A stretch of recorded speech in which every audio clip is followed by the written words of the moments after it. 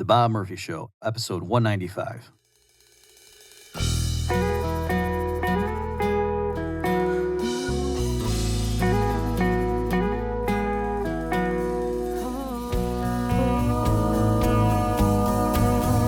There's a tidal wave coming. What you gonna do?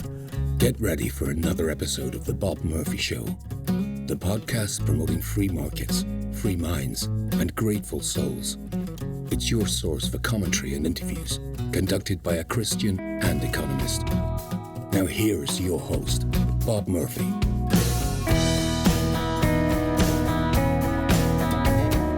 Hey everyone, welcome to another episode of The Bob Murphy Show. Today I'm talking once again with Scott Horton, who has been a frequent guest on the program. Before the coronavirus stuff hit, my discussion with Scott on what happened at Waco was largely what we talked about, was the most downloaded episode for a long time. Today we're talking about his latest book called Enough Already, Time to End the War on Terrorism. And as the title of this episode suggests, if that's the reason you clicked on it, we focused mostly on Osama bin Laden and what his objectives were. And it had a lot to do with the intertwining of U.S. and Israeli foreign policy. And that's basically most of what the episode consists of, the discussion, because it was getting into a lot of stuff that I think a lot of Americans, when you hear it, you're like, oh, yeah, I kind of remember that stuff from when I was younger. Or for young people, you won't remember that because you weren't alive yet. But this stuff didn't just happen, fall out of a vacuum, right? That there's a history here and that you need to understand, regardless of what your own views are as to what ought to be done. For those who don't know, Scott Horton has been a longtime anti-war activist, I guess you'd say. He is one of the principals at the Libertarian Institute, and the blurb there says, along with his work for the Institute, Scott is editorial director of antiwar.com, host of Anti-War Radio on Pacifica 90.7 FM, KPFK in Los Angeles, California, and podcasts The Scott Horton Show from scotthorton.org. He's also the author of the 2017 book, Fool's Errand, Time to End the War in Afghanistan, and editor of the 2019 book, The Great Ron Paul, The Scott Horton Show Interviews, from 2004 to 2019. And Scott has conducted on his podcast more than 5,000 interviews since 2003. Check it out. He's got a lot of really interesting guests, and they're not just the standard crew of people who do right-wing libertarian podcasts. He has a lot of serious intellectuals from the left on, or journalists too, in many cases, talking about U.S. foreign policy primarily. So I strongly encourage you to check out Scott's podcast if you haven't listened to The Scott Horton Show. So without further ado, here is my discussion with Scott Horton. Well, Scott, welcome back to The Bob Murphy Show. Happy to be here, Bob. How are you? I'm doing great. How are you doing? I'm doing wonderful, man. I didn't check this, but I believe you now have once again surged to the top of the most frequent guest on The Bob Murphy Show. Great. So. It's an honor. Yeah, and for a while, my interviews with you were the most downloaded, but then the COVID ones overtook it because people, they're more concerned about that stuff. But Fair enough. There you go. And I think that one was about Waco, which was right. I know, 30 years ago. Yes, so. It was. So what we're talking about today, folks, for those on the YouTube channel or version, you can see Scott's new book entitled Enough Already, Time to End the War on Terrorism. Let me ask you that this might be a goofy one right out of the chute, but is there a reason you call it the war on terrorism instead of the war on terror? Because I've heard it referred to as I both. always just hate gimmicks and stuff like that. Right. When even right at the beginning, they started calling it 9/11, and I just call it September 11th just because it's just September 11th. I don't know. I don't like going along with other people's kind of cliches. In all seriousness, that's partly why I'm bringing it up, because is it like a sort of an Orwellian, like the fewer syllables, you don't think about it as much, and so you realized, no, but there's a reason they're trying to call it the war on terror, and so I'm going to deliberately not go along. Specifically, I hadn't thought about the syllables thing, but I'm sure that is kind of part of it. But, the war on terrorism is already kind of stupid, right? A war against a tactic used by some groups at some times that may or may not have anything to do with us, right? That's completely crazy. But a war on terror, this is like for elementary school kids, right? A war against your presumed emotional reaction to terrorism. Somehow we're going to abolish fear from the planet by waging war. And that's just too cartoonish to even, you know, my point was from the night of September 11th, Bush declared the war on terrorism and never used the word Al Qaeda, even though they knew who did it from, you know, they knew it was coming. And then he gave I guess it was that Friday, 4 days later, he gave a speech to Congress where he declared war on terrorist groups in 60 countries and whatever he wants. And again, refused to actually narrow down the target to the people who did it. It should have been the war on Al Qaeda, and it would have been over by Christmas. And instead, they wanted to define it as broadly as they possibly could. And so they adopted that. But I mean, honestly, to me, just to put that on the cover of the book or something, I never used that phrase this whole time. I never called it the war on terror. I always called it the war on terrorism as far as that goes, just because I'm not willing to adopt their jargon to such a degree. You know what I mean? Like if I don't call it the war on terrorism, you don't even know what I'm talking about anymore. Right. But I can't go that far. Let me just give you an analogy because I do something similar. And that's why I was asking you, because I moved on, but I used to be with the Institute for Energy Research, and a lot of stuff I did was against like Green New Deal type stuff. And so the progressive types, you know, they call it clean energy and dirty energy. And I refuse to use those terms. You know, I would just call it, you know, like natural gas or fossil fuels or, you know what I mean? Because that just loads, you know, like you've left the debate when you start using those terms, and it's, Yeah, exactly right. Okay. So let me start with this one. For somebody who's already got Fool's Errand, what is different in this book? Just it's a broader subject. So, I mean, I think you know this, that Fool's Errand started out as this book, and then I got stuck on chapter 2, and it just became a whole book about Afghanistan. And so, in a sense, not to unsell my own new book here, but if you think I succeeded in debunking the case for war in Afghanistan, then what possible argument could anyone have for Iraq, Libya, Syria, Yemen, and the rest of this disaster? If the war on Afghanistan, if the good war, the most justifiable out of all of these doesn't hold up at all, then how could the rest possibly? It should be kind of all you need to know in a way. But this is essentially the chapter 1 from Fool's Errand, where it's Carter through Clinton. It's the same thing again, only I cut a lot out and I added a bunch of stuff. In fact, stuff that a lot of it I'd written in the first place that got cut out for the Afghanistan book about the Iranian Revolution, the Iran-Iraq War, and Iraq War I. All that got put back in. Okay, great. That's kind of chapter 1, why this is all Jimmy Carter, Ronald Reagan, George Bush, and Bill Clinton's fault. And then everything else is the war on terrorism since September 11th and the new century and the W. Bush administration. And then from there, I tried to do as short and sweet a Afghanistan chapter as I possibly could. And then we move on straight on to Iraq War II, and then all of the rest of them.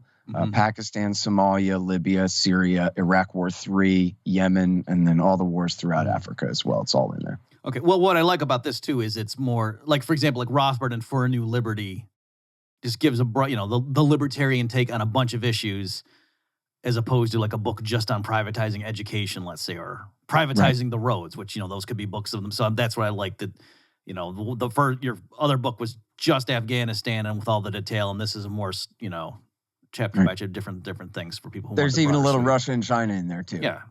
Because in fact, I think you'll probably notice this if you see articles in mainstream newspapers and stuff saying, you know what, it is time to get out of Afghanistan. They almost invariably at the end say, so that we can focus on China or Russia. And I made a point in the book to stop and say, look, I know this book isn't about Russia and China and everything, but that is not what I'm saying. Right. And don't anyone take this to mean, yeah, we need to free up these resources so we can get us all killed in a nuclear war, that we're picking fights with these countries that we defeated in there, or well, shook hands out of a Cold War with one 50 years ago, and then just sat back and watched the Cold War with the other one fall apart as the Soviet Union ceased to exist 30 years ago.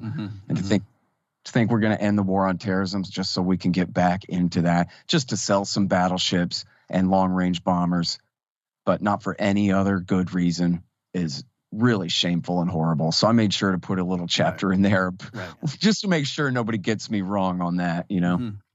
So let me ask you just a few things to elaborate on. So and I wasn't even aware of this. Like, it doesn't surprise me, but if I understood you correctly, you were saying that like there's metrics we can look at to see, is the war on terrorism working?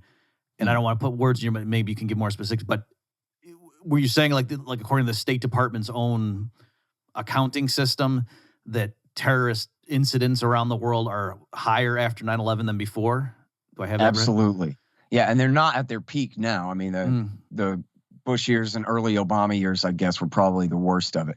But it's never gone back down to pre-September 11th levels. Okay, and that is interesting because I think a lot of Americans, if you asked them, they would say, well, back when we were, quote, doing nothing, 9/11 happened.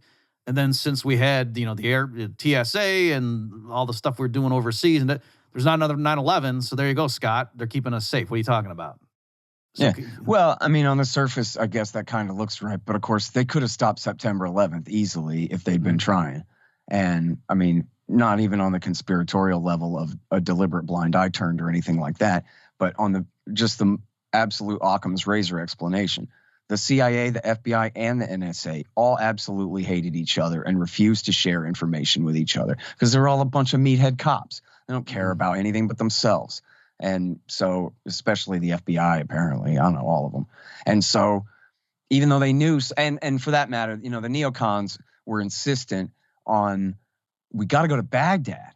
If we listen to the CIA and we start going after Al-Qaeda and Osama in Afghanistan, that's a diversion from the real goal. And they're just, a bunch of kooks with rifles. What are they going to do? The real enemies in Iraq. So you had the White House also, along with the police and intelligence agencies who had their problems. You had a White House that was completely disinterested in this Al-Qaeda stuff. They had their own preconceived agenda that they were just willing to push. But so in other words, if you had just had anybody but Louis Freeh be the director of the FBI, they could have never gotten away with that in the first place. You didn't need a Patriot Act. You didn't need a war on terrorism. And look at a map. We got 2 gigantic oceans and 2 friendly neighbors that'll do whatever our government says.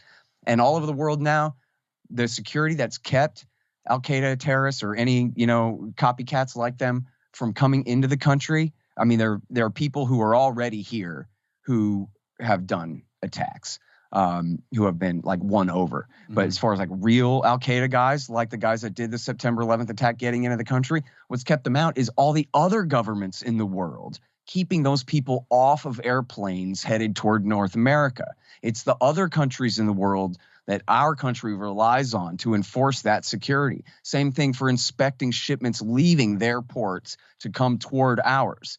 We don't have to do every full inspection of every little thing because we know that we can rely on our partner governments around the world to keep stuff like that from getting loaded, explosives or whatever, from getting loaded on boats in the first place, or, the best of their ability anyway. And so, the correlation there falls apart. And then, of course, also, and this is the point of chapter 1 there, is that the war on terrorism is the halfway point here.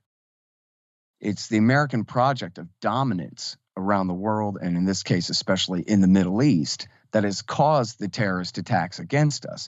Then, of course, they pretend like September 11th or whichever terrorist attack is the first day in history, and now we have to retaliate and begin to defend ourselves, and never mind the fact that we had a policy of dominance in the Middle East going back 20 years before the attack or 30 years before the attack. Now all we're fighting terrorism. That's what we're doing over there. We're fighting terrorism. And then, of course, as you read the book, you realize that that's really not right. I mean, the first thing they did was let Osama escape and go after the Taliban that didn't do it. And then they went after Saddam Hussein, who didn't do it. And then they went after the Somalis in the Islamic Courts Union in Somalia that didn't have anything to do with it. And then, supposedly, and I talk about this in the book, supposedly there were 3 Al-Qaeda guys wanted for questioning by the FBI in Somalia. According to the Washington Post, that was the casus belli for starting that war in 2006. 3 guys, because remember when they bombed the Africa embassies in Dar es Salaam, Tanzania, Nairobi, Kenya in 98, that was still a job for the Justice Department. So it was the FBI, not the CIA and the military. It was FBI who went overseas to investigate these things and indict these guys and hold them responsible as criminals, which is the proper thing to do, by the way. Terrorism is against the law. It's not necessarily, you could say September 11th is an act of war once it gets that large, but still the people responsible are individuals, not governments. So you just prosecute them is all you need to do. But anyway, these guys, they were wanted for questioning from the pre-September 11th era. They were just suspects, 3 men. And that was what the Bush government told the Washington Post was their excuse for starting a war against them in 2006. And then, on throughout. I mean, what they've done in Libya, Muammar Gaddafi was the first guy who put out an Interpol warrant for Osama bin Laden in 1996. Bashar al-Assad helped George Bush, Bill Clinton, and then George Bush torture and murder al-Qaeda guys. Famously, Bob Baer, the former CIA officer, said, if you want a terrorist suspect interrogated, you send him to Jordan. If you want him tortured, you send him to Syria. And if you want him to disappear forever, you send him to Egypt. And that was, going from the late Clinton years. The rendition program began before George W. Bush. And then famously, Bashar al-Assad tortured these guys for W. Bush, including an innocent Canadian named Mar Arar. And so to think that somehow the war on terrorism includes wars against all these secular, if not atheist dictators like Saddam, Gaddafi, and Muammar Gaddafi and Bashar al-Assad is completely crazy, right? It's a bait and switch. The whole thing is essentially a hoax. We got you good and upset. And so now we're going to exploit that, and which this is one of the common themes throughout the book too, is that this is what bin Laden was counting on. Bin Laden didn't think that he would scare us away. Bin Laden was trying to bait George Bush into over-expansion, the same thing that we used the Mujahideen to do to the Soviet Union in the 1980s in Afghanistan then. Yeah, let me stop you there because that is something I specifically wanted to focus on. So, because that's really a fascinating piece of this. So here I'm reading, this is from page 12 of your book. This Vietnam trap bin Laden was planning for the United States was not so original a concept. In fact, it is how Osama bin Laden ended up in Afghanistan in the first place. President Jimmy Carter's national security advisor, Zbigniew Brzezinski, boasted that when the Soviet Union invaded Afghanistan on December 24th, 1979, he sent a memo to the boss, being Carter at the time, we now have the opportunity of giving to the USSR its Vietnam War.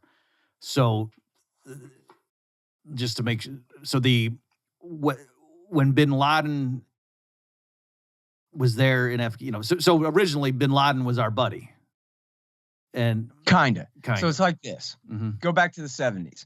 Vietnam was a disaster. Right. So the American people had what's called the Vietnam syndrome, which meant they already lost one boy over there and they weren't going to give up their second one. And so they didn't want, it was interpreted broadly as a reluctance to engage in the Cold War with the Soviet Union by fighting any kind of these proxy wars at all. So Zbigniew Brzezinski and Walter Slocum and these other guys in the Carter administration thought, what we could do is instead of containing communism, let's bait them into overexpansion. If Vietnam was so bad for us, and we wish we really hadn't done it, and it's, inflicted this mental illness on the American people that they don't want to fight the Russians anymore or the communists anymore, well, let's do that to them. Let's bait them and give them their own Vietnam War. And as Zalmay Khalilzad later wrote in the Washington Post, man, they never thought they're going to bring down the Soviet Union. In fact, they didn't even really think that they would defeat the communists in Afghanistan. They were just trying to cost the Soviets something, right? To give them their own Vietnam. Vietnam didn't bring down the United States of America either. It was just a really bad blow, right? A really hard punch in the stomach that self-inflicted, basically, that we never should have done. So they said, so let's do that to them. It'll be really smart. And so they started pouring money into Pakistan to fund the Afghan Mujahideen, but also, of course, this is all in cooperation with the Saudis. And this is not in the book because you can only go back so far on so many of these things. But after the Church Committee hearings and the Rockefeller Committee hearings and the kind of post-Nixon CIA reforms, which were limited, but they were, of some import, the CIA basically just went to the Saudis and said, we're just going to have you guys finance all of our stuff now. And they created what was called the Safari Club, which was basically a group of American and Saudi intelligence officers working together with regional countries, mostly on coups in Africa. But this was basically kind of the foreground, and BCCI was the bank that they all used to finance all this stuff. And then, so this was kind of the foreground to then, okay, now we're going on to Afghanistan. And so with the Saudis involved, that means then that we're not just talking about bankrolling the Afghan mujahideen. We're talking about recruiting crazies from wherever we can find them all across the Middle East. And as far as, Central Asia, the Stans, the Philippines and Indonesia, and even the United States of America, Muslims from all over went to Afghanistan to go and fight in the war. And the CIA and basically was matching funds between the Americans and the Saudis, and then they're all funneling it through the Pakistanis. And importantly, the primary recipient of American aid through Pakistan was a guy named Gulbuddin Hekmatyar, who was a war criminal who skinned his enemies alive. And it was just he was later known as the Butcher of Kabul, because after the war, he just shelled the capital city and killed like 50,000 people when he couldn't take it over. And he's still a problem there to this day. He was the leader of Hizb Islami that had resisted America from 2005 through 16 and killed hundreds of American soldiers. He was one of the guys that they had backed back then. And it was his corruption that led to the rise, in part, that led to the rise of the Taliban to instill law and order in the mid-1990s over the lawlessness of the guys who had been the American-backed mujahideen. But then, so Osama bin Laden was there apparently as early as 1979, from the very beginning, when as soon as the Soviets invaded, or maybe 1980, as soon as the Soviets invaded or before, he was there. And this is, part of the reason, Bob, I think people are 9/11 conspiracy truthers, especially back then, was because Bush was blaming the attack on the Taliban. And he was conflating Al-Qaeda and the Taliban. That just didn't make sense to people, that a bunch of illiterate cavemen hillbillies from the far side of Pashtunistan could come and knock our towers down like that. But it ain't like that, right? These guys were sophisticated Arabs. They weren't the Taliban. They weren't Afghans. They were Saudis and Egyptians. Bin Laden, essentially what Halliburton is, like one of the most powerful, or like Bechtel Group, that do these massive engineering and construction projects for governments in the United States. That's what the Bin Laden Group is in Saudi Arabia. They basically redid the whole cities of Mecca and Medina and all of the Dome of the Rock and all, or not the Dome of the Rock, the whatever, in Mecca where they all go and walk around the big square rectangular stone and all that stuff. They had gotten the contract to do all of that. And working with oil services and all of this. So they're billionaires. Osama bin Laden was like the eighth son or whatever, but he still had hundreds of millions of dollars of his own fortune and a degree in engineering. And, so he brought all his construction equipment and helped to build roads and hideouts and forts in the mountains and all of these things. And according to Michael Scheuer, the former chief of the CIA's bin Laden unit, he was wounded 3 times in battle, slept on the floor of the cave in the dirt like everybody else, and had, was considered a real OG, credible leader among those guys, had earned their respect in a real way then. And I don't know. I honestly have never seen anything to make me believe that bin Laden himself worked for the CIA. There's one piece of paper that goes around that says, yeah, they brought him to the United States and his code name was Tim Osman and all this. But I've never seen that really concretely verified. I don't necessarily think that's right. I think it is proven that his partner and the current leader of Al-Qaeda, Ayman al-Zawahiri, came to the country, to the United States to help raise money. And the blind Sheikh Omar Abdel Rahman, who his crew bombed the World Trade Center in 93, the reason that the CIA intervened with the State Department to let these guys into the country in the first place was because they're our friends from Afghanistan. We know these guys. It's fine. Let them in. And then they were living in New York and almost succeeded in knocking one tower over into the other. So the point being that the Americans backed essentially this overall war on one hand to give the Soviets their own Vietnam. So there's important lessons there about imperial overextension and all of that. But on the other hand, then they gave birth, as you're saying, to the rise of this internationalist Islamist insurgency against all imperialist powers, including the United States. So, but what's interesting is rhetorically what you're doing there, that part of the book, is because you had just told the reader far from thinking that bin Laden's plan with 9/11 was, oh, we're going to, these Americans are weak. They're not really up for the battle like we are. So if we just do something shocking like this, they'll turn tail and run and leave the Middle East. You're saying, no, that's not what the point was. The point was to get the Americans to do what they in fact did.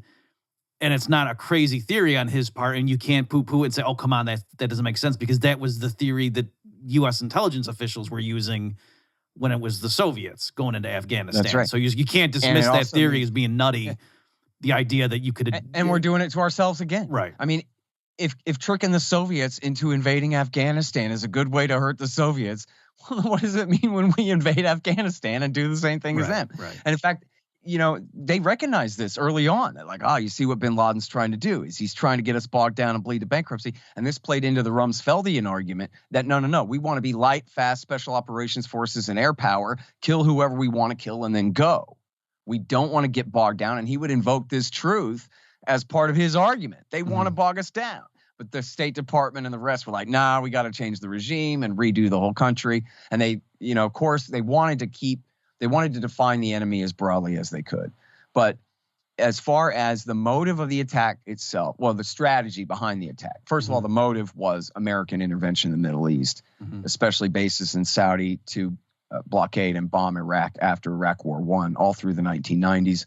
And of course, support for Israel in Palestine and Lebanon. And we can elaborate about that if you want. But the strategy was exactly as you say, a provocation. Is equivalent, guys in the neighborhood, as somebody runs up, open hand slaps you in the face as hard as they can and take off running, but they got 8 of their boys hanging around the corner waiting to jump you, is basically what it is. And so that was what it was, a provocation. And what's funny is all the Hawks fell for it. Right. And honestly, so like you could read I don't know if Jonah Goldberg ever wrote anything honest, but you could read Jonah Goldberg in the National Review saying, see, they think they can scare us away. And that means now we have to go big to prove that they can never scare us away. We're staying forever. He's just a puppet on Osama's string. He's doing exactly what bin Laden wanted him to do. And this is absolute, indisputable fact. All through the 1990s, he said over and over again that was what he was trying to do. Right. In his speech in 2004, his re-elect George W. Bush speech, he said, all I have to do is take a flag upon which it is written Al-Qaeda and send it to the furthest point east, and you'll send all your generals and all your billions of dollars racing to chase them. And there's no benefit for your country except for the politically connected, corrupt interests that serve your government, and the rest of everyone else in your country loses. As simple as that. And I quote in both books, his son Omar. It's Hamza who's the terrorist. Omar is a decent guy. Who's in 2010 when bin Laden was still alive, a year before he was killed. He met with a Rolling Stone reporter named Guy Lawson in Damascus. And they, sat there and did a whole profile of him. And he talked all about how, in the most frank terms, and he couldn't possibly be making this up, Bob. I mean, this is just horse's mouth stuff. This is bin Laden's boy is saying, listen, my dad, all he ever wanted was to get America to invade Afghanistan, right? Which is, he wanted us to leave the Middle East entirely, but he wanted us to invade as a means to that end. We're going to force you out the long way and the hard way, the way that we did to the Soviets with your help before. And so he said in the summer or in the fall and winter 2000, Osama bin Laden was rooting for George W. Bush because he saw in Bush the perfect mark, right? This fake tough guy, pretend Texan from Connecticut, who likes to act all macho and is completely tied in with all these corrupt corporations. And which, again, bin Laden was no dummy. He was a bin Laden, which means he knows all about the Texas oil business. And he knows all about the Texas oil business's involvement in Saudi Arabia. And he knows exactly who these Texas Republicans are and what kind of advantage they're going to try to take. And he's just licking his chops. He saw George Bush as a perfect mark to manipulate, to do exactly what he wanted to do. And then Omar says, listen, in Clinton's time, and I'm not apologizing for Clinton here, but it's just the way he phrases it. He goes, look, in Clinton's time, America was very smart. He shot a few cruise missiles at my father's training camp and didn't get him. But you know what? Now you've invaded Afghanistan. You've been here for 10 years and you still don't have my father. He's still on the run. better you would have saved that money for your economy instead of acting like the bull who runs after the red scarf. Mm-hmm. As simple as that. I mean, his dad taught him that stuff, right? He doesn't know this from any other source other than Osama bin Laden explained to him that this is what we're trying to do. And then he said, you know what? Good luck, Dad. I don't want anything to do with this stuff. You guys are going to get killed and I'm getting the hell out. And he left in the summer of 2000 or pardon me, in late 2000, I guess. Or I have to go back and look. Maybe it was summer 2001 before the attack. I think that was what it was. He stayed all the way through, the months just leading up to the attack is when he left. And so there you go. And they did end up killing his dad a year later. Oh, where he was hiding in Pakistan under the protection of the Pakistani intelligence and the funding of the Saudis, our allies. Mm-hmm. Okay.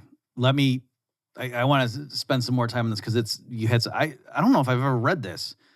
So early on, you talk about, this is from Osama bin Laden's 1998 Declaration of War Against Jews and Crusaders.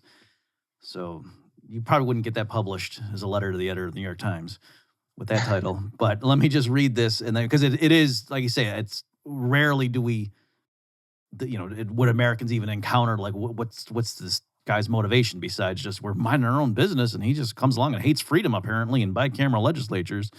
Okay, so this is from his 98 declaration. I'll just read some of this. First, for over 7 years, the United States has been occupying the lands of Islam and the holiest of places, the Arabian Peninsula, plundering its riches, dictating to its rulers, humiliating its people, terrorizing its neighbors, turning its bases in the peninsula into a spearhead through which to fight the neighboring Muslim peoples. Okay, the best proof of this is the Americans' continuing aggression against the Iraqi people using the peninsula as a staging post, even though all its rulers are against their territories being used to that end, but they are helpless. Let me skip the middle paragraph, then this third one you've quoted here. Third, so this is the third reason, if the Americans' aims behind these wars are religious and economic, the aim is also to serve the Jews' petty state and divert attention from its occupation of Jerusalem and murder of Muslims there. The best proof of this is their eagerness to destroy Iraq, the strongest neighboring Arab state, and their endeavor to fragment all the states of the region, such as Iraq, Saudi Arabia, Egypt, and Sudan, into paper statelets, and through their disunion and weakness to guarantee Israel's survival and the continuation of the brutal crusade occupation of the peninsula. So there, in his official list of reasons, he didn't say these Americans with their blue jeans and, women without appropriate dress and freedom, that just annoys me, and that's why we're going to go kill them. He listed very specific things. So, can you elaborate on that? Yeah. And look, to be very clear, because I know people like to misunderstand these things and people like to assume motives and whatever. I'm from Texas, okay? None of this has anything to do with explaining why these guys are right or to justify or apologize or excuse their actions. Mm-hmm. I'm just Howard Cosell calling the score here, right? This is the truth. The reason that they came to the United States to kill Americans is because Americans had been over there killing them. Mm-hmm. That's how it is. And if you think about how you felt after September 11th, boy, I remember and I knew better than all these guys, and I predicted the attack, and I was more of a kook then. I thought they must have definitely let it happen on purpose and all this. But I remember Ben Sargent, the great political cartoonist in the Austin American-Statesman, had a cartoon of Uncle Sam carrying a dead woman's body in the smoke. See, it even gets me now. And Uncle Sam's like, oh, look on his face. And I remember being like, yeah, no. Ain't going to work on me. But yes, I do feel that way. Okay. Right. Like, go and get them for me. Right. Mm-hmm. Well, guess what? That's how Arabs feel when you murder their moms and dads too. Mm-hmm. Can you imagine that they're just human beings? Mm-hmm. And look, think about it. When someone that you love dies, how horrible that is. Okay, now somebody murdered them with a giant bomb and tore their body apart. That's pretty bad, man. People react to stuff like that. As Ron Paul said to Rudy Giuliani in 2007, if you think we just go around the world doing whatever we want with no consequences, then you do that at our own peril. You're putting the American people in danger, acting like you can just get away with murder because you can't. That's it. It doesn't mean bin Laden was a good man. Bin Laden had the exact same moral standard as Madeleine Albright and George W. Bush, which is if I got to kill some civilians, I don't give a damn. Business is business. The mission is the mission. So that makes them all equally evil. Butchers of innocent civilians. And so there's no justification here, but there's no question about the motive whatsoever. They didn't hate us for our freedom. That never had anything to do with it. It's the most ridiculous red herring in the world. Why would they care about that? Yeah, did you know, Bob, that in America, a land of about 340 million people, something like that, there's about 3 million Muslims. And there's never been a pogrom against them ever. And their mosques are on the same city block right there with a synagogue and a Protestant and a Catholic church, and nobody cares, and everybody's friends, and everyone does business with each other. And Muslims of all descriptions are allowed to worship in peace in America just like everybody else. Oh, doesn't that make Osama mad to know how free Muslims are in America? That the Christians don't round them up and kill them? I mean, John Ashcroft rounded up a few thousand under a material witness excuse after September 11th. That lasts like a year and a half or two. That's the worst anti-Muslim pogrom that's ever happened in this country, and they weren't killed. But it wasn't the townspeople with torches. That's never happened in this country ever. Why would that be their motive? To hate us and kill us? That we're so free that the Muslim super duper minority enjoys the absolute protections of the average white Anglo-Saxon Protestant to worship the way he feels like and go about his business in this land. Give me a break. The thing is, they were lying about that. George W. Bush couldn't get up there and say, this is all my father's fault, because first he backed the Mujahideen when he was the vice president under Ronald Reagan, and then he stabbed them in the back when he left his troops occupying the bases in Saudi Arabia. And this is all my stepbrother, Bill Clinton's fault, who got adopted into the family, which after all, they were cocaine dealers in the 1980s together, George H.W. Bush and Bill Clinton. And so it wasn't too big of a stretch that as soon as Clinton beat Bush, Bush Sr. adopted him into the family and made him a stepbrother and took him golfing all the time and all of this, and became so close to them. George W. Bush wasn't going to get up there and say that this is my people's fault for getting us into this mess. And sorry, I've been on watch for 8 months now, and I haven't begun to do my job yet.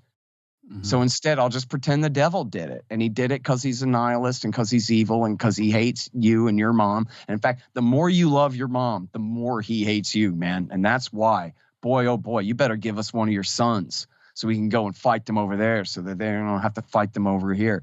And they're just lying from the very beginning. They knew, just as well as anybody who was interested in this topic previously knew, that Al-Qaeda was a few hundred men. A few hundred men. You could have sent only the Rangers, right? You could have sent second-tier special operations forces alone. Push them out of a plane with a parachute. Let us know when you're done killing the 400 Arabs hiding in Nangarhar province. The whole thing would have been over by Christmas, but instead, again, they did just what Osama bin Laden wanted. They took the scale of the attack, of the devastation of September 11th, which was essentially comparable to Pearl Harbor, right? Only directly targeted at civilians for the most part. And then they use that to pretend that there's essentially this Islamist terrorist Japanese-sized empire out there to fight. When in fact, there was no such thing. These guys didn't control so much as a city block. They were, bin Laden had a farm on the outskirts of Kandahar city where he lived, and then their hideout was in the Tora Bora Mountains. They had no power at all. They had to steal our planes to crash into our targets.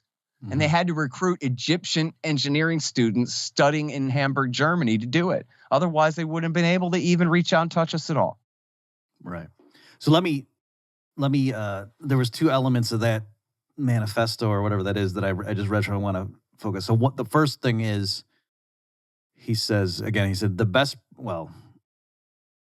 if some people have in the past argued about the fact of the occupation, U.S. occupation of the Arabian Peninsula, all the people of the peninsula have now acknowledged it. The best proof of this is the Americans' continuing aggression against the Iraqi people, using the peninsula as a staging post, and this is the part I really liked, even though all its rulers are against their territories being used to that end. And I got the sense that you endorse that.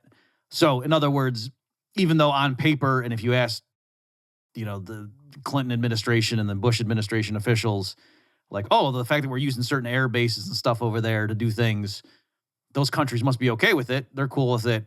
That he's saying, no, actually, that's not the case. So is it? Well, he was essentially exiled from Saudi Arabia for denouncing King Fahd for going along with this. So, whether King Fahd was just like, hey, whatever you say, Americans, or whether he really felt pressured that he had no choice, I think the more cynical take there would be that bin Laden is trying to give the king credit that he's actually not due. And say that, like, listen, man, this isn't your fault, right? You don't want this. You're being held hostage by these guys just like we all are, and that kind of thing. But if you look at the kings of Arabia and the Fahd and Abdullah and now Salman, these kings of Saudi are as corrupt as a human man could be. They always have been. And the same thing for the guys in Qatar and Bahrain and in the United Arab Emirates. And these, they're just essentially... I don't know that they're sock puppet dictators, but they're the kinds of guys that the Americans get along with just fine. I did ask, you might get to the point in the book where you ask, man, God dang, these Saudis have so much sway, and why? And this is something you and I've talked about in the past where I'm questioning you about the role of the petrodollar and Saudi denominating all their oil in American dollars. And I'm just like, boy, I don't know. The murder we let them get away with, I don't think that is a good enough explanation. So, but I was ranting this rant at Gareth Porter the other day on my show back a couple of weeks ago. And I'm like rattling off whatever I can think of. And then one of the things that I named, of course, was that the Saudis have eminent sway and control essentially over the king of Bahrain. And Bahrain hosts the Navy's Fifth Fleet. And so the Saudis could put an end to that situation or make that very difficult for us very quickly. And so it's the self-licking ice cream cone of American military policy, where now that the Fifth Fleet is based at Bahrain, it has to be. And we could never give that up. And if the Saudis can blackmail us by hinting that they might get us kicked out of there, then boy, we better do whatever they say. And it's the kind of thing that makes no sense from the point of view of American national interest, but does make sense from the point of view of the national security bureaucracy and what they prioritize. And after all, why do we need those bases? So we can fight terrorists who are fighting us because we have bases in their countries, right? In the first place. And terrorists that are backed by these same royals, because in many cases, they do hate us and resent us, right? Like it's some percentage of the Saudi royal family has backed Al-Qaeda this whole time, whether because the Westerners like it that way or whether it's because they truly resent us and want to see us go as well. Yeah, I do want to delve into that. Before we leave this bin Laden. And let's get back to Israel-Palestine, because there's a lot there and we should discuss that, but go ahead. Yeah, well, that's where I wanted to go through, because there was a little line here, and you, because you elaborate too, and you take this argument on, especially like a neoconservative type hearing me read this stuff and be like, you fools, you just read, he said that the best proof of this is the Americans' eagerness to destroy Iraq, the strongest neighbor, and they want to turn Iraq, Saudi Arabia, Egypt, and Sudan into paper statelets, and through their disunion and weakness to guarantee Israel's survival. And so and all the Southern evangelical preachers say, there you guys have it. And Osama bin Laden's goal was to destroy Israel, and America is the only nation through its foreign policy that's guaranteeing the security of the Israeli people and their existence. And so that's partly why we're doing all this. So you guys are okay with Israel just getting steamrolled, into oblivion? So how do you respond to that? Again, bin Laden had a farm outside of Kandahar City and a cave in the Tora Bora Mountains, right? He had no power and influence to do any such thing. He had 400 men. The entire project was how do we defeat the Americans and achieve all the rest of our goals too? And the answer is we get the Americans to turn the region upside down for us, right? And so that was why, bin Laden denounced Saddam Hussein as the socialist infidel. And it's why the former chief of the CIA bin Laden unit said that when we invaded Iraq, that was the hoped for but unexpected gift to bin Laden. All he wanted was for us to invade Afghanistan. Now you're going to knock off Saddam for me too? and turn, all Mesopotamia into a raging sectarian wildfire and all of this stuff, radicalize the whole region in terms of politics and religion and anti-Americanism and everything else, discredit all of our sock puppet dictators.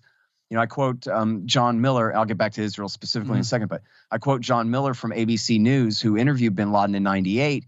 And he later told Peter Bergen, who had also interviewed bin Laden, the CNN reporter, that he said, when bin Laden told me that, we're going to war against the United States of America and all of this, he says, I just laughed to myself. They're like, yeah, you and what army, pal?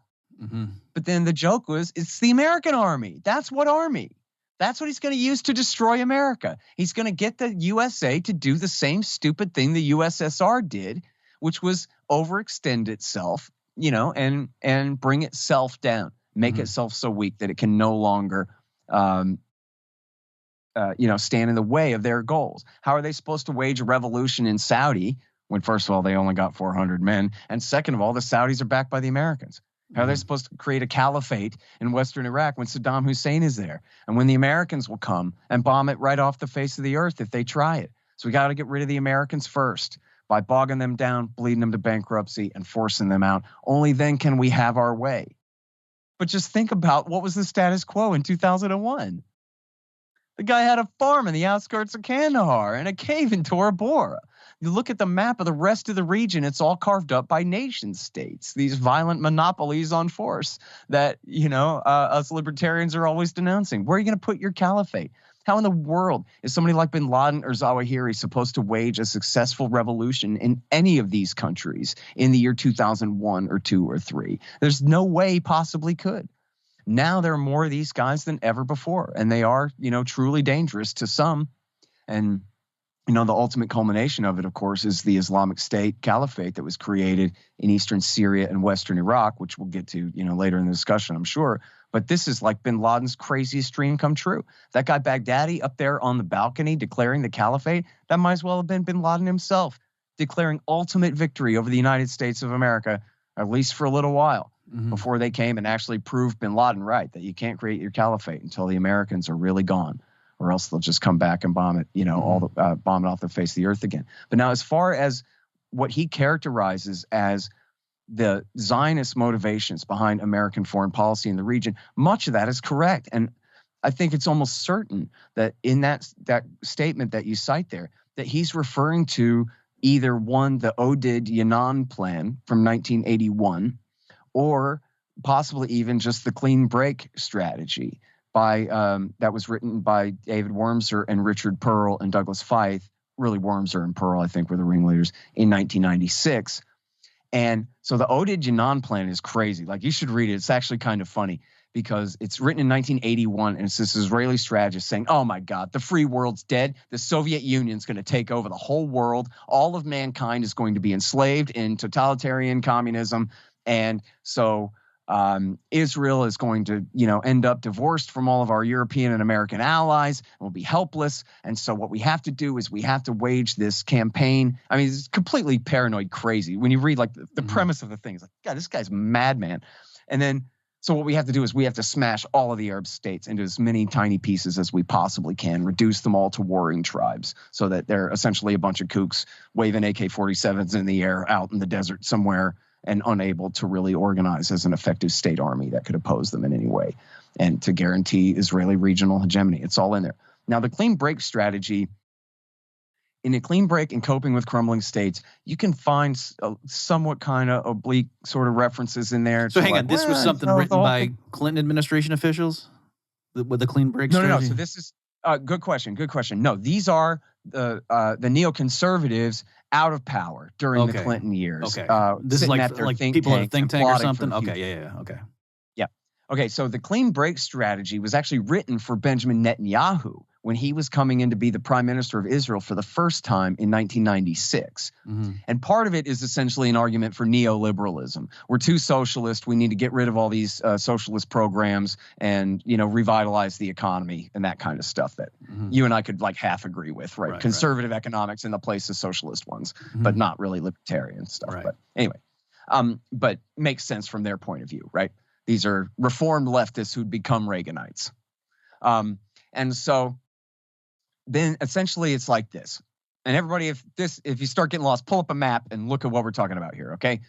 The Israelis' concern by this time is, and there's a huge backstory here, but anyway, at this time, they decide they're obsessed with Iran and Shiite power.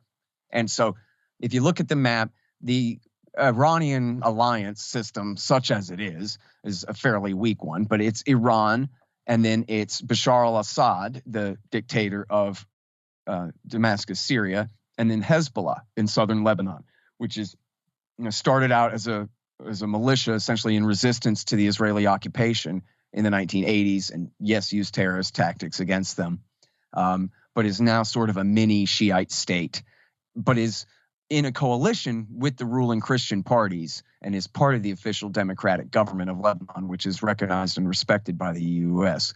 And they really are much more of, just like with the IRA and Sinn Féin or whatever, like they really are much more of a political party and social welfare faction and mini state than just an armed militia or terrorist group, despite their reputation. That's not really to argue for them, but just to be realistic about what they are there. And so, but the Israelis' problem is, right, that Iran can arm, and through Syria especially, can arm and finance and improve Hezbollah's situation compared to Israel. For example, arming them up with missiles and this kind of thing. So they want to break this whole thing where Hezbollah essentially acts as sort of the 51st state of Iran over here. And so then nonsensically, you read this and you scratch your head, man, these guys are kind of stupid. So they say, here's what we want to do, man. The problem is Iran, and I'll do this stage left and right, whatever. Iran is backing Hezbollah through Syria. So what we want to do, we want to get rid of Saddam Hussein in Iraq. But Saddam Hussein's a Sunni and a Ba'athist, and he's a Ba'athist like the Ba'athists in Syria, but he's enemies of the Syrian Ba'athists, and he's a secularist. He's the roadblock. If there's anything preventing Iranian Shiite power from having whatever they want in Syria and Lebanon, it's Saddam Hussein's Iraq. Mm-hmm. But these guys have this completely ridiculous scheme where here's what we're going to do. We'll get rid of Saddam Hussein. They're not really calling for war. They're calling for some kind of coup or regime change or CIA plot or something. But what we'll do is we'll get rid of him. And this is still the same motive for the war later. Don't get me wrong. What we'll do, we'll remove him and then we'll bring in the king of Jordan will come in. And the king of Jordan will, since he's a Hashemite king, everyone in Iraq will just accept it. It'll be fine. The Sunnis, they'll love it. And the Shiites, I know you're thinking, yeah, but why would the Shiites the Shiite supermajority population of the country, the Shiite Arabs, why would they respect the authority of a Hashemite king? And Wormser says, oh, don't worry. The Shiites, they, because the Hashemites are supposedly descended from the Prophet Muhammad and his family line, the Shiites will just bend over and do whatever they're told. Well, it's just totally stupid, right? Because the Shiites do venerate the family of the Prophet Muhammad, but a whole different line of the family. They went off with, I think it's the son-in-law Ali and whatever, and they all went east into Iran and all of this stuff. The Hashemite line, which was, I don't know the whole prehistory going back, but was essentially, suckered and used by the British Empire to rule Jordan and Iraq for them in the last century. They have no sway over the Shiites whatsoever. And even if they were the right kind of Ayatollah or religious leadership and the right bloodline, that in no way would inspire this sort of slavish devotion that Wormser had been led to believe would have been the fact by, guess who? You'll be familiar with this. I know you know, Bob. Ahmed Chalabi, the leader of the Iraqi exiles, whose mission it was to get the United States to force this regime change. So he was blowing all this smoke up these neocons' rear ends about how easily this is going to work. And then here's how it was supposed to work. Once we have a Hashemite king in Baghdad, then he'll be able to tell the Shiite clergy in Najaf, who again will obey him because they'll do whatever they're told. And these are the most prominent Shiite leaders in the world. And then they will order Hezbollah to stop being friends with Iran and to do what they say instead. And then they'll all become friends with Israel and build a water and oil pipeline to Haifa, and everything will be great. And this will somehow foil Iran's regional ambitions. Now, when they finally put this in practice, of course, it didn't work at all. All they did was empower Iran, had, the most sway of any foreign state over the Iraqi Shia. And now there's nobody standing in the way of this so-called Shiite alliance. Now Saddam Hussein is gone. And so they have, as the neocon hawks call it now, Bob, a land bridge, a road that goes from Tehran through Iraq, through Baghdad, through Damascus, and on to Beirut. It's essentially one highway system straight through with no Sunni Iraqi Baathists to block it. So these neocons had this harebrained scheme for how all of this was supposed to work, and it did not. But anyway, when bin Laden is talking about this stuff, I think he's referring directly to the clean break there. That look at this Israeli-centric plan to split Iraq up, to dominate it in this way, the most powerful Arab state. And I forget the exact quotes now, but it's certainly in the sequel, Coping with Crumbling States, Wormser says, and then what we want to do, we want to expedite the chaotic collapse to Syria so that then we can, take charge and control the results of what happens there. And then somewhere in there are quotes. There's a couple of very little ones about, and if it doesn't work out and they all just kind of fall apart, then that would be okay too. More along the lines of that Oded Yanan plan of just make them all fractured and weak. And so if we can't have it exactly our way, but everything just kind of falls apart instead, then that would also be acceptable. Okay, so that's you're giving us the good context there of that's what Osama bin Laden's not inventing imaginary threats when he's saying the U.S.'s aim is to shatter all these other regions. And by the way, when you read that, you can tell this is not a hillbilly from the backwoods of Afghanistan, is it? Right. Yeah. He understands international geopolitics and whatnot. So, but then what you also did though is still from just reading his essay there or whatever that was, declaration, you might think, oh, bin Laden's goal is ultimately destruction of Israel. So push comes to shove, I think Israel should survive. And so therefore we got to do all this stuff, right? No, that's a good point. And that's true. And he never said, oh, I'd settle for a two-state solution. Or he always denounced the very existence of Israel. But the question is really, what was he ever going to do about it? And the answer is nothing, right? The guy was essentially powerless. Again, he had to hijack our Boeings to even have something to crash into something. And so, as far as compared to the power of the Israeli nation state, Al-Qaeda is nothing. Al-Qaeda could never hurt them. And also, you have some things in there where you're arguing basically for him to be able to recruit and whatever. There's not hundreds of thousands of people willing to sign up just to say, yeah, I don't think the Israelis should exist. I'm going to lay down my life in a suicide. But if instead it's they're occupying, look what they're doing to the Palestinians. Look what they're doing to this. That is what makes people willing to die. And and let me be real clear about that because 48 is not that long ago, right? But I think for most of the world and certainly for politicians in the region and lifetimes are only so long, right? 48 becomes a fait accompli. It's done. It is. Israel, the state exists. And that, I don't think anybody, imagines that being undone in the sense that bin Laden would have liked to see, where Israel's destroyed and all the Jews have to flee back to wherever they came from in Europe or elsewhere in the Middle East or wherever. But the controversy is not about 48. The controversy just so people, is you're saying 1948 creation of the state of Israel. Yeah. Okay. Right. And at the expense of the Palestinians, hundreds of thousands of them, 750,000 of them. But the real controversy is the situation since 1967, which is, now we're talking 54 years since the 6-Day War. And what happened there was, back in 48, the Israelis, remember the UN mandate was both states get, the Israelis and the Palestinians each get a state, was the suggestion of the General Assembly.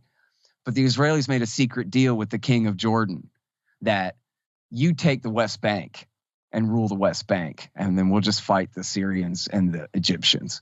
And so the King of Jordan made that deal. So the Palestinians on the West Bank were ruled by Jordan and never got to have their own state in the first place. Then when the war broke out in 67, the Palestinians are essentially just helpless and stuck in the middle here as these nation states fight. And it was Israel that started the war by attacking Egypt. But then Jordan and Syria attacked too. And then that becomes their excuse after they win the war that, okay, well, we won the West Bank. Now it all belongs to us.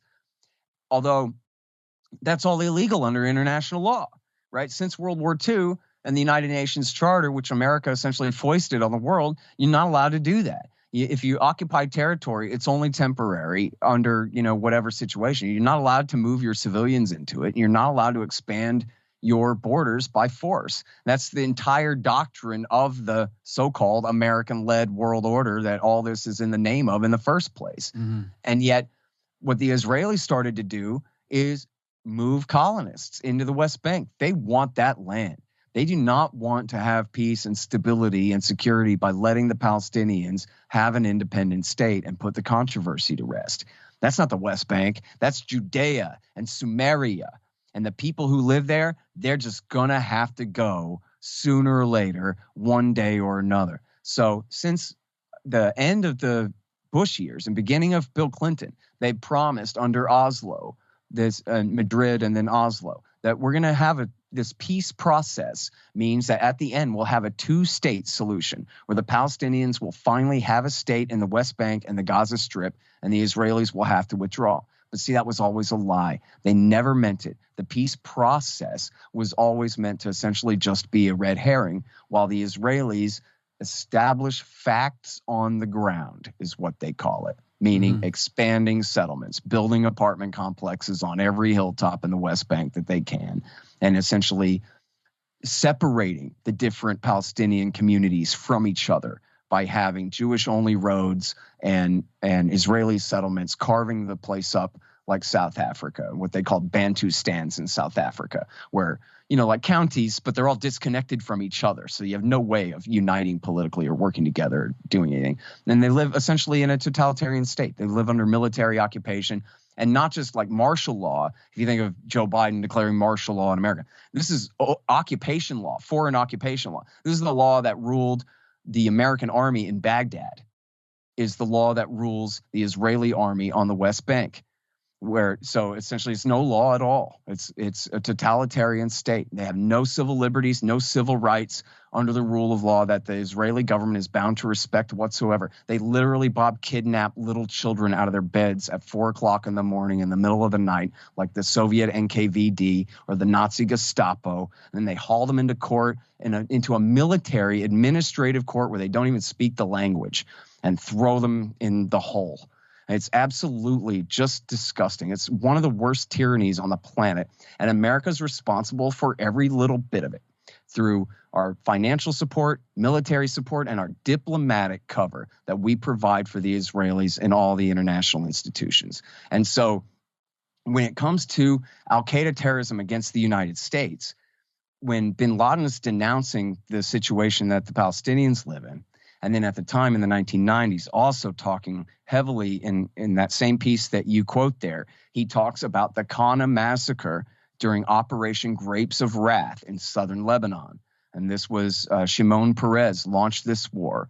Yeah, and just that title, like somebody launches Operation Grapes of Wrath against you, that's not, hey, can we all get along? No. Yeah, no, it's on. Mm-hmm. And what they did was they killed 105 women and children hiding in a United Nations shelter. And bin Laden said, it's the quotes right there. Hang on, just to make sure the audience, you're saying the Israeli military. Yes. Killed the United Nations shelter. 105 civilians who were like taking shelter in a UN facility. Right. Okay. And it's now called the first Qana massacre because they did it again in 2006. But anyway, in 1996, when they did this, bin Laden said, oh, so I get it. You think that your blood is blood, but our blood is just water. Well, I'll show you. Mm-hmm. Right? Does that sound like, is that confusing at all? And so here's the deal. And you can read all about this in The Looming Tower by Lawrence Wright. And then it's also in Perfect Soldiers by Terry, not Terry. I forgot the guy's name now. Perfect Soldiers is the name of the book. Great book. What happened was this. They launched Operation Grapes of Wrath. In Hamburg, Germany, there was a group of engineering students who would go back to the apartment and argue about how much they hated Israel all day.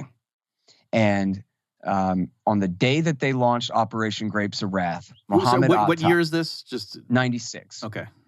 And so Muhammad Atta, who ended up being the lead hijacker on September 11th, Flight 11, he signed his last will and testament, which was basically a symbol of like, I'm joining the army. I'm dedicating myself to revenge for this. And Ramzi bin al-Shibh was his buddy, agreed with him. And then just a few months later, I think 2 months later, bin Laden put out that declaration of war against, I forgot if it was against the Americans occupying the land of the two holy places, or I think the one you read was from 98, right? Yeah, when I read it was 98. Yeah. Okay, so the And it was first one against is the Jews and the Zionist Crusaders or something. No, it's the Jews and Crusaders is the first one, and then the second. No, you're right. The Jews and Crusaders is the 98. 96 is against the Americans occupying the land of the two holy places. Mm-hmm. Again, pretty subtle, huh? What his motive is, right? But he goes on and on in there about Operation Grapes of Wrath and about the Qana massacre. And then according to the book Perfect Soldiers, Terry McDermott, that's his name, Terry McDermott.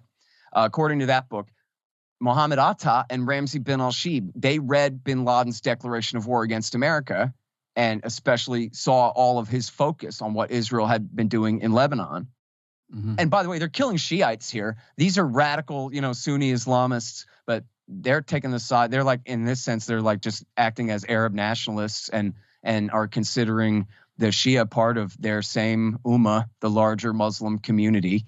And just the same as a bunch of Egyptians and Saudis taking the Iraqi Shiite side when they were the ones mostly being bombed under Bill Clinton's no-fly zones. So what happened was they read that, and then that was it. That was when Atta and bin al-Shibh traveled to Afghanistan and went and met with bin Laden and joined up. Said, hey, man, we got visas. We're engineering students in Germany. And so that was how they got recruited into Al-Qaeda. It was based on, and see, try to explain this to your next door neighbor's mom. Right? To see what happened was these Saudis and Egyptians wanted to kill Americans because of what Israel was doing in Lebanon. You lost me 3 nouns ago, right? I don't know what you're talking about anymore. Americans don't understand this stuff. That's why it's called blowback. It's not just consequences. It's consequences of secret foreign policies, or at least opaque foreign policies. So when the consequences come, it's not obvious what's going on. And then people are left susceptible to alternative explanations. So on September 11th, they didn't say, this is because we've been serving the petty state of Israel over there and all of its goals. It's because they hate us because of how good and innocent we are. It's the only acceptable explanation. Otherwise, they're incriminating themselves. They just can't possibly admit it. But we can be honest about it. There's a comedian named David Cross from Arrested Development. You probably know the guy I'm talking about, right? The Some guy, people have said that he and I bear a resemblance. Oh, if you had his glasses, possibly. I think he's got a bit kind of different shaped head than yours, Bob. But anyway. I'm more jacked. I like the guy. Yeah, okay.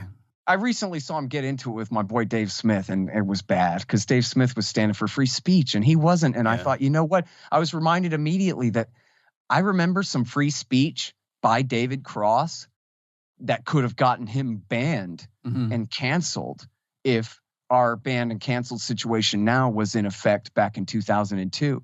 In 2002, it was brave to say, seriously, for a comedian or for anyone else in that era, to say what David Cross said about bin Ladenite terrorism against the United States. He went off and said, George W. Bush says they hate us for our freedom. What are we, kindergartners? Was this elementary school? That's such a damn lie. And he's just mad about it. And he says, I'm gonna censor myself for the punchline here, Bob. You'll be grateful. He says, they didn't attack us. Bin Laden did not attack the United States because they hate our freedom. He attacked us because we have bases in Saudi Arabia and for support for Israel. How do you know that, David? Because that's what he effing said. Right.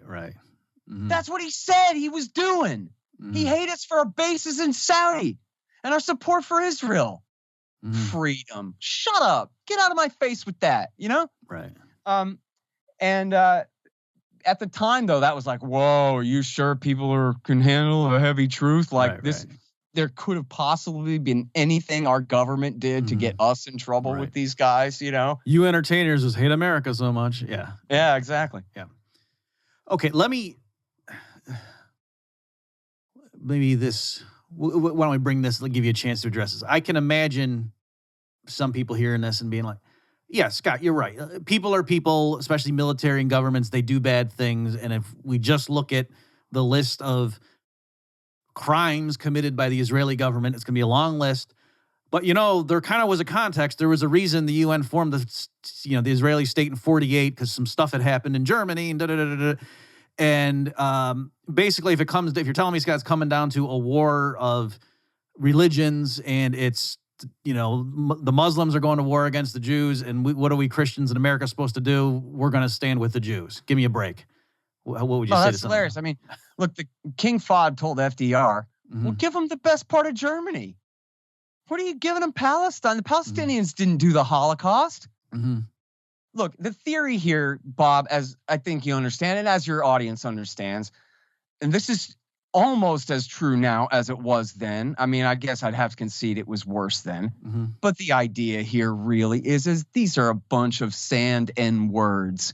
These are towel heads and camel jockeys and lesser human men than Anglos and even European Jews at the end of World War II. And if they have to get the hell out of the way, they can just get the hell out of the way. And you hear it all the time, even to this day, you hear Zionists say, why can't they all just go live somewhere else? Well, you're living in their grandmother's house. Why should they?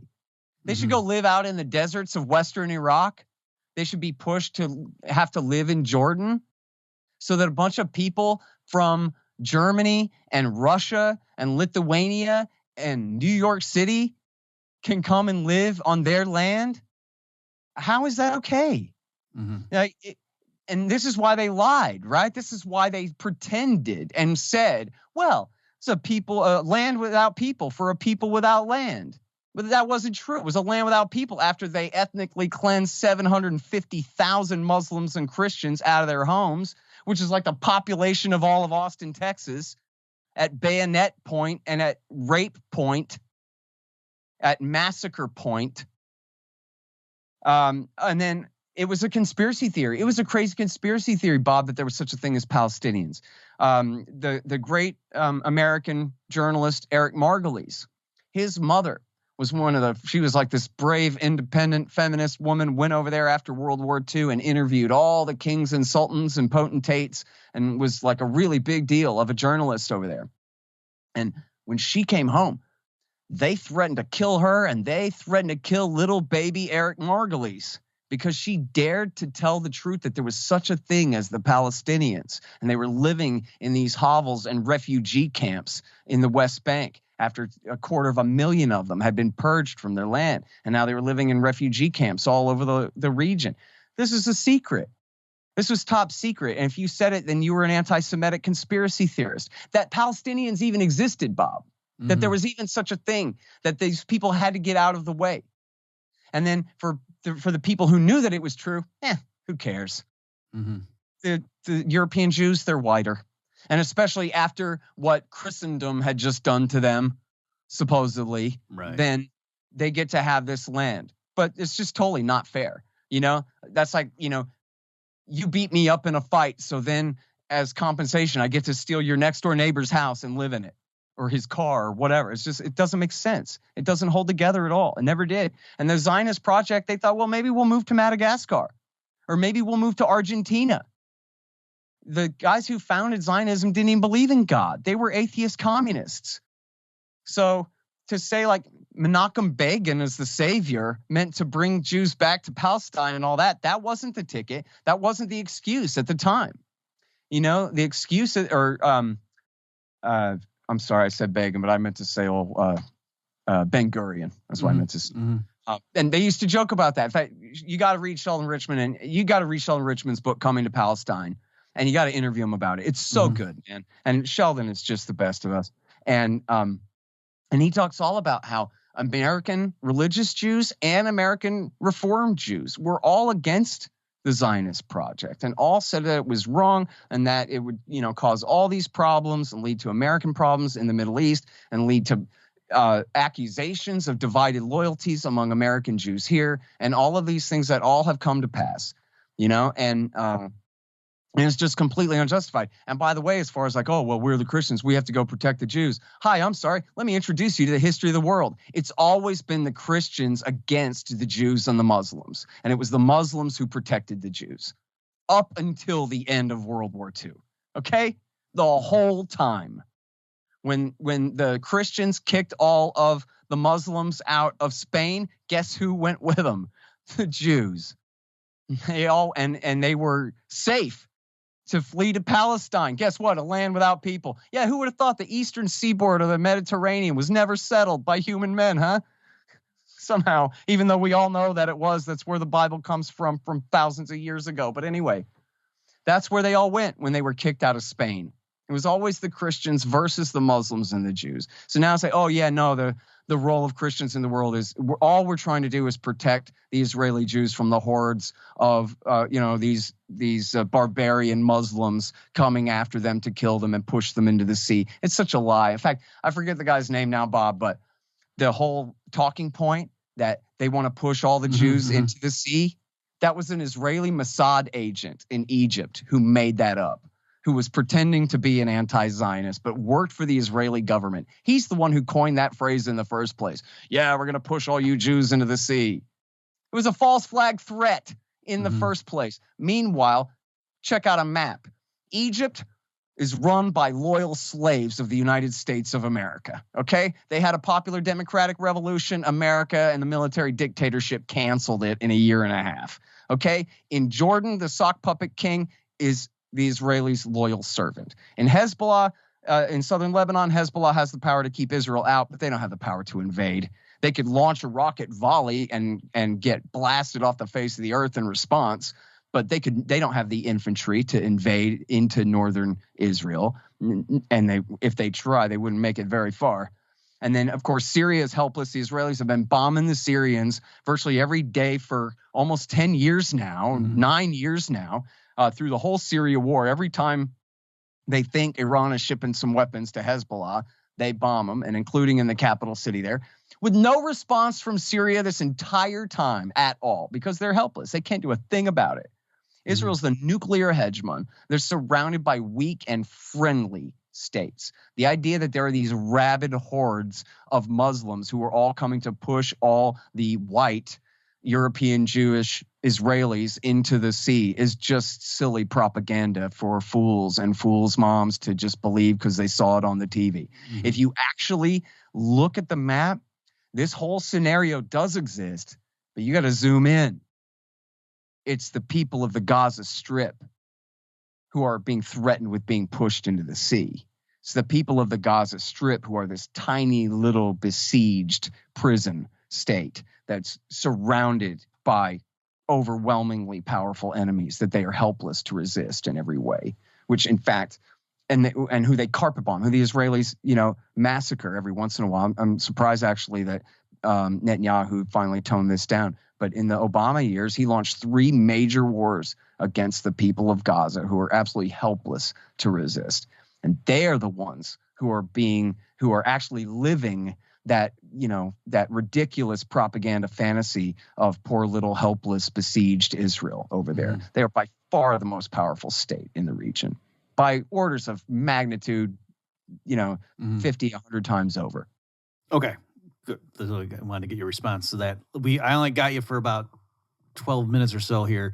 Let's pull back and give you an analogy first. So when it comes to, I'm an economist, when it comes to something like minimum wage legislation, in Washington, they want to raise it to $15 an hour. So I can sit there and point out to the American public, here's why you shouldn't support it. This is why it's going to give the exact opposite result. The people you think you're helping, you're hurting with this, But behind the scenes, it's not, I don't think, the senators and people pushing this, they don't believe their own rhetoric. The real reason they're doing it is to help unions, for example, because the unions are more productive and they have higher, and so you're getting rid of their cheap labor that competes with them. So that's the negative consequences I would be spelling out to the public is why you shouldn't support this. That's the feature, not a bug. So I'm wondering with all this stuff, your book, you're explaining why this is not achieving the stated goal, but is all this stuff, U.S. foreign policy, actually doing what it's designed to do? Sort of, kind of. I mean, it depends on who you ask, right? And everybody's an individual. So there are plenty of people in the government who all they ever really wanted to do was kill bin Laden's friends and keep us safe or whatever, right? There's no denying that. But the project itself, the entire project of empire is, and this goes for every other government program that you study too, Bob, but the military, the Pentagon itself, I don't know who coined this originally. It might have been Chuck Spinney or something, but they all call it this, the self-licking ice cream cone. And so that means on one hand, it's, a government department, a government program in search of a reason to exist. But it also means, more to the point, really, a government department that makes its own reasons to exist, right? So sure, let's launch a war in Libya. And if it doesn't work out and all it does is spread terrorist problems throughout Western Africa, well, that's okay too. Because then we'll just expand and give ourselves promotions and move on to the next stage. We got to chase the jihadis down into Mali now. We got to chase them into Burkina Faso and Chad and Nigeria. And so who's hurt by that other than the victims? But in terms of on the American bureaucrat, the national security bureaucracy, just like with anything else, they fail upwards. The last thing, in fact, I don't remember the guy's name anymore, Bob, but back in the 1990s and early 2000s, there was this old businessman that they used to interview on Fox News all the time. And I remember it must have been like on September 15th or 20th or something, like right after the attack. And they start proposing a cabinet office. It wasn't a department yet. It was going to be the Office of Homeland Security. And they asked him, well, what'd you think about that? And he goes, oh, that's the worst idea I ever heard in my life. The first thing they have to do is make sure there's more terrorism so that they have a reason to exist. You don't want to do that. And they were like, okay, thank you very much for your time, wise old friend who we've turned to for his commentary for the last 9 years straight or whatever. Bye, and you'll never be back again. You're gone. But he was, of course, right that, not that Homeland Security is very good at creating terrorism, but look at the FBI. The FBI is framed up, and this is true. You can check. Trevor Aronson is the best journalist on this. More than 350 entrapment cases where the FBI basically, his book is called The Terror Factory, where these guys go and find idiots to trick into saying, yes, I love Osama bin Laden. Now can I have my $20,000 you promised me? And then give them life in prison and parade him on TV and call him a terrorist threat and all of this stuff. Just like we just saw the new domestic terrorism law in the reaction to January 6th at the Capitol. The first bill that they put forward, as far as I understand, I don't think it had any new crimes in it. But the first thing it did was that it created new domestic right-wing terrorism departments inside the Department of Homeland Security and inside the FBI, which all now need things to do. And if they run out of Nazis, they're going to have to create some. And we've seen this before with the PatCon operation in the 1990s, that like mostly, thank goodness, the radical right in America have jobs and responsibilities and aren't really ready to wage a revolution and do anything violent, except for the very, very smallest percentile of them. And so what's a bunch of cops supposed to do in a situation like that other than infiltrate them with informants and try to get them to at least say something worse, if not do something much worse? It happens all the time. In fact, Trevor Aronson, I just interviewed him about a case of some Boogaloo boys who were tricked by an FBI informant into agreeing to buy some weapons from Hamas, which Hamas had nothing to do with it whatsoever. It was just the FBI pretending the whole time. But they entrapped some Boogaloo boys into this kind of thing, because you can always find some idiot to entrap into a thing if you're a cop. And it's the same thing really with the military. That, it's not to say that, no, they really, lost the Iraq war on purpose, right? Iraq War II was supposed to be easy. And the reason they lost is because they had no idea what they were doing. They were listening to David Wormser and Richard Pearl and Paul Wolfowitz tell them, yeah, we game this out. It's going to be great. And they didn't know what they were talking about. And so they just ruined everything. At the same time, though, there's no denying that the generals in charge, some of them at least, were saying, okay, well, fine. We'll just chase the consequences of the problem that we've created and, chase them all the way around in a circle again. It wasn't, 3 years before they had to launch Iraq War III. It was 3.5 years later they launched Iraq War III after building up the crisis in Syria. And so, and if you listen to, any of these think tanks or any of these foreign policy experts, they always talk about events in these smallest little chunks of time. You know, I just saw there's a new book out. It's about the heroic feminist Kurdish fighters of the YPG in Syria. For some reason, Bob, there was an Islamic State caliphate that they had to fight. Nobody knows where it came from.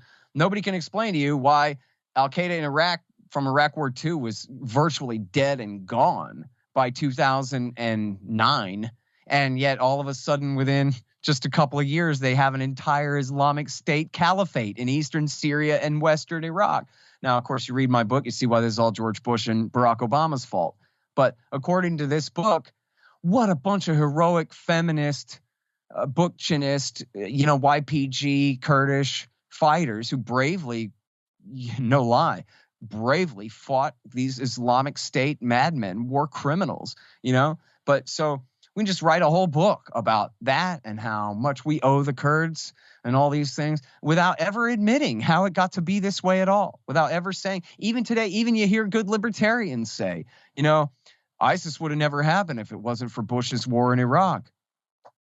Well, what about Obama's war in Syria? Aren't you guys paying attention? It was Obama's war in Syria that built up the Islamic State. It was Bush's war in Iraq that made it so that Western Iraq was wide open for the taking. But, the antecedents get truncated. And then, with that, the lessons get lost, right? They attacked us on September 11th. It was the first day in history. Now we have to start defending ourselves. And, as I say in the book, we keep having terrorist attacks, right? And luckily, they've been on a lot smaller scale than September 11th, but we had Fort Hood. We had San Bernardino. There's been a couple in New York. And I'm not talking false flag, FBI entrapment jobs, but I mean real ones. We had in Pensacola and in Corpus Christi within, the last year. There was at the very end of 2019 and then in the spring of 2020, there were attacks by Saudis recruited by Al-Qaeda in the Arabian Peninsula who shot up the naval air stations where they were training in Pensacola, Florida, and in Corpus Christi, Texas. And they said, the guy, I'm the only one on the whole internet who quoted the whole thing. If you look at my article at antiwar.com, and I think I quoted him in the book too. No one else on the whole internet quoted the whole thing except me. I found it from his Twitter on the Wayback Machine, where the Pensacola guy says in perfectly clear language that that's his first statement. I do not hate your freedom. That's not what this is. And then the whole thing is, this is all about taking revenge for American foreign policies. And it continues. And, there's the only reporter in the New York Times that I actually like. Some of them I tolerate. The only one I like is a guy named Thomas Gibbons Neff. And he was a former Marine and fought I'm almost certain in Iraq War II, but I know he fought in Afghanistan. Pretty sure he was also in Iraq War II. And he used to write for the Washington Post. I quote him in Fool's Errand after the Boston bombing attack. And he goes, well, wait a minute, man. These guys say, because the older brother died, but the younger brother lived and scratched a note basically on the inside of the fiberglass of the boat he was hiding in a guy's backyard when they caught him. And he'd written this whole statement about why they'd done it. And it was because of the American wars in, for one, Afghanistan.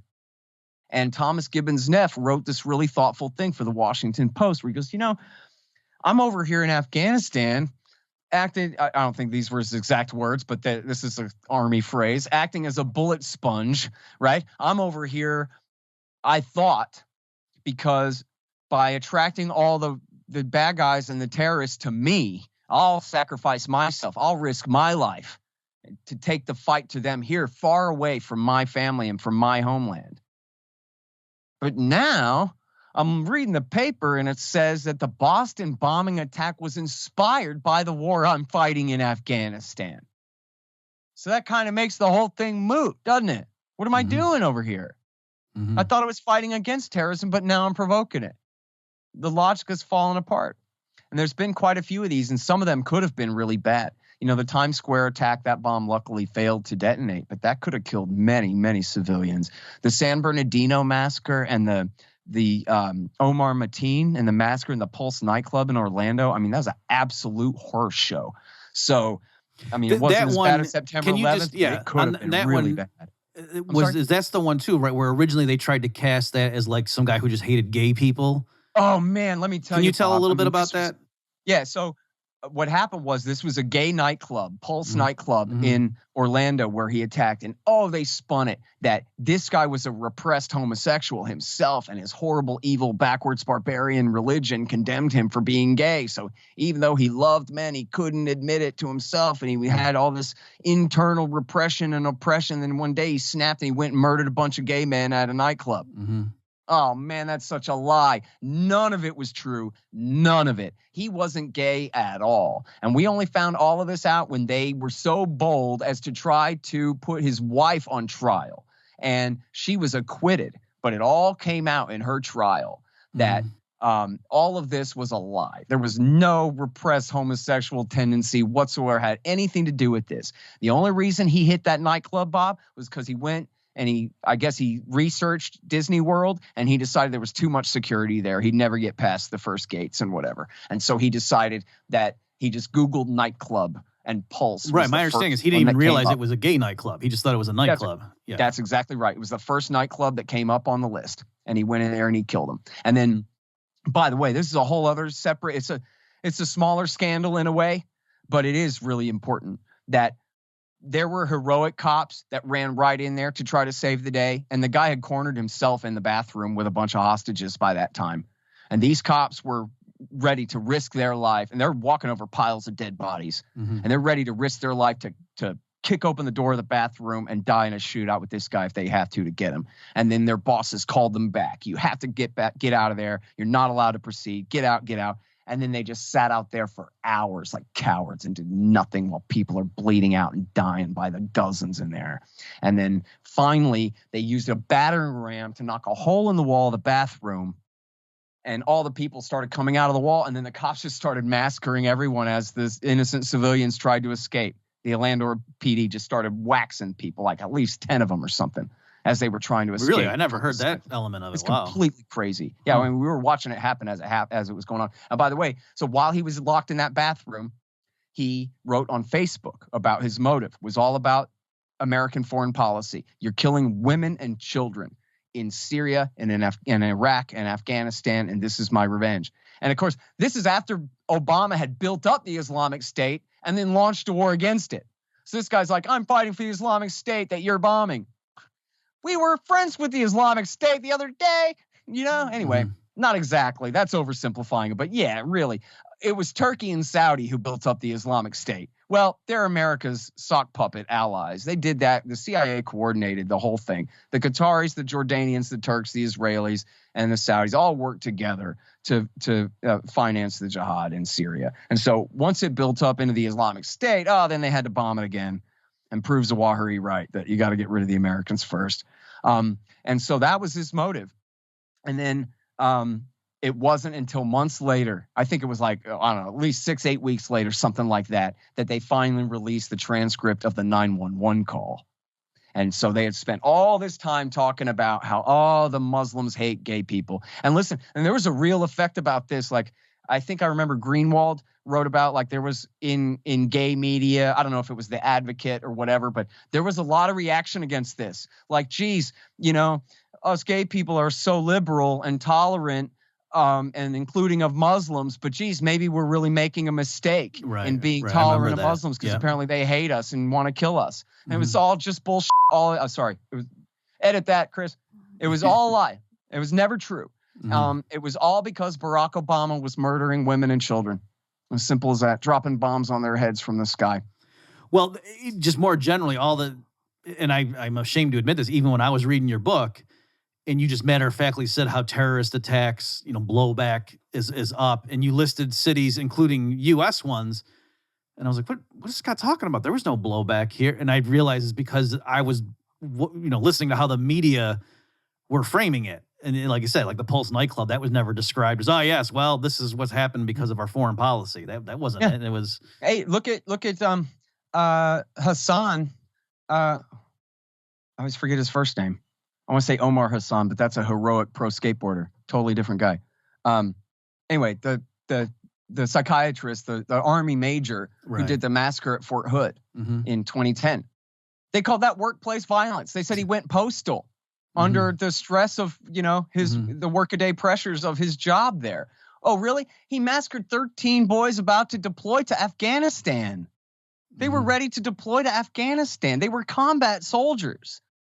And his men, there was no question about why he did that. And then they admitted later, oh, yeah, the FBI knew that he'd been in contact with Anwar al-Awlaki, who was the American al-Qaeda propagandist, apologist, YouTube star living in Yemen at the time. Oh, gee, but they didn't think to tell all of his commanding officers that you better be watching this guy like a hawk, man. He's emailing back and forth with al-Qaeda's #1 preacher. And, there's, again, they drop the ball. They fail. They provoke these attacks. They completely fail to protect us. And then they say we need more and more of the same. Okay, well, that's I respect your time here. I'll stop there. Oh, man, and I got to go. I'm sorry. Yep. I'm late. Okay. All right. Well, thank you so much, Scott, folks. Here's the book, Bob. Enough Already, and keep up the good work, Scott. We'll be in touch. Real appreciate it, buddy. Okay, bye-bye.